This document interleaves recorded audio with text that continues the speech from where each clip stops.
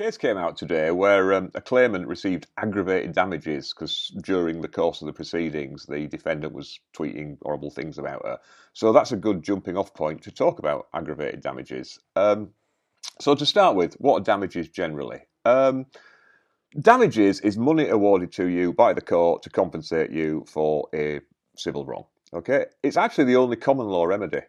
Damages, all the other stuff like injunctions, specific performance, declarations, they're all from what we call equity. So the court can only give you money. Now that can be really, really appropriate if, for instance, I paid £500 for something that wasn't delivered. I want my £500 back. Or when it comes to contracts, how much should I have been paid for this job? Or I paid you for this job and it wasn't done right, so I either need the cost of it putting right or my money back. I mean, in that situation, you always tend to go for the highest one. Sometimes, though, you just have to put a figure on things. Like personal injury. How much is it worth, losing a limb? There's actually a book called Kemp and Kemp that records all the previous court cases. And you look through and sort of go, right, I've got two toes, a finger, an elbow, and, a facial scar. Have a look through, do that, run the interest calculations. That's how they do it, because the idea is they want them to be sort of consistent. Similarly, defamation damages. We look at the previous cases and just sort of go, well, it was about that level of insult. We try to put the maths on it, this chase 1, chase 2, chase 3 sort of stuff. But you are, to an extent, plucking a figure out of the air. But the idea in English law, as opposed to, say, American, is damages are purely compensatory. They're not to punish somebody. The idea is that it's to put you back in the position you would have been had the wrong not occurred. So like I say, with money that can be simple.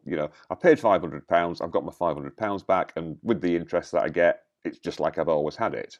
You can try for sometimes consequential damages. You holding that money for me or you getting that wrong meant I lost the opportunity to make more money and stuff. And there's weird rules about what consequential and non-consequential damages, you can claim. One thing you'll see, a very common disclaimer on stuff is we are not responsible for consequential damages.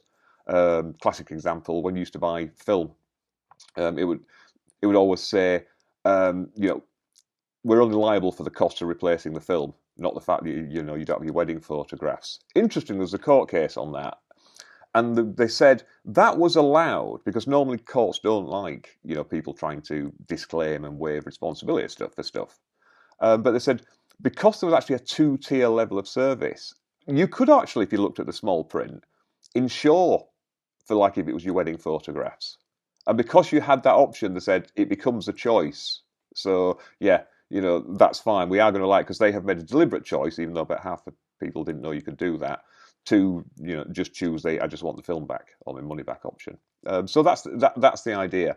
And obviously it's going to be a weird one because it's like I've lost a limb. Oh well, here's some money. Oh, that's great. Then I'm not happy it happened, but I'm not sad either. I'm just pretty neutral about the whole thing. There you go. In defamation, the idea is here's the money for your hurt feelings, but also you can point to the award to show how bad the defamation was, which always seemed a bit of a weird one to me, to be honest, because the court saying it was wrong. That's your remedy. I mean, you can actually just get what they call a declaration of falsehood, which is I don't want any money, I just want a piece of paper from the court going this is all nonsense. So they're general damages. But you can also get, like I say, while there's no punitive element, you can get aggravated damages. And aggravated damages is losses that arise from the conduct of the litigation. Now, you can't just sue for litigation is really horrible and I'm sort of depressed about it, because, all litigation's like that. So, and they specifically say you can't sue just for the normal vicissitudes of litigation. But let's say somebody, the way they prosecute cases, it's a defamation case and they just throw all sorts of stuff at you in the witness box. That can lead to aggravated damages. Okay. There's also, you can get, say for instance, somebody takes a calculated view that I'm going to commit this wrong, but it's worth paying out the damages because I'll get some profit on the back of this. So say for instance, it was a newspaper story where, I'll have to pay this, but my book will sell millions. Then the court can say, well, actually, we can't encourage you benefiting from that. So we're basically going to award damages to wipe out your profit element and give them to the claimant.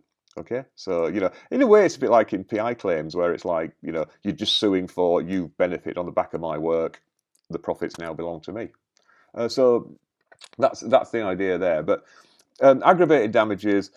In this particular case, it was actually people tweeting about the case, and also they said it's because they were misrepresenting what was the judges were saying and the people were saying in there. So it gave a false impression. I mean, that's the thing with defamation. You can always comment on a case so long as they have fair and accurate commentary on. Actually, it used to be contemporary proceedings actually while it was happening, because the idea is you could you're reporting on the spur of the moment. In years to come, you could actually perhaps do a more detailed analysis and take your time over it. But it has to be fair and accurate. But you can repeat all the allegations that are said. Oh, in court today we heard that, and that goes back to this litigation privilege point. But you'll always get the trial continues. That's when you'll notice that on the news that the trial continues, because then they're saying, look, this is just what people are saying now. Okay, but if you go beyond that, it could open you to defamation, but it doesn't necessarily need to, because the court again will deal with its own procedures and say, right, the way you've done this, you've been adding to this person's suffering because of what you've been saying about them, and just misrepresenting, so you don't even have the defense of, well, we're just saying what was said in court. So I hope that's useful. Like I say, so we don't have punitive damages here, but we do have aggravated damages, and that's the situation where they can arise. Oh, and yeah, before the duck reminds me, please consider clicking like and subscribe if you actually did like this video and think it is worth subscribing.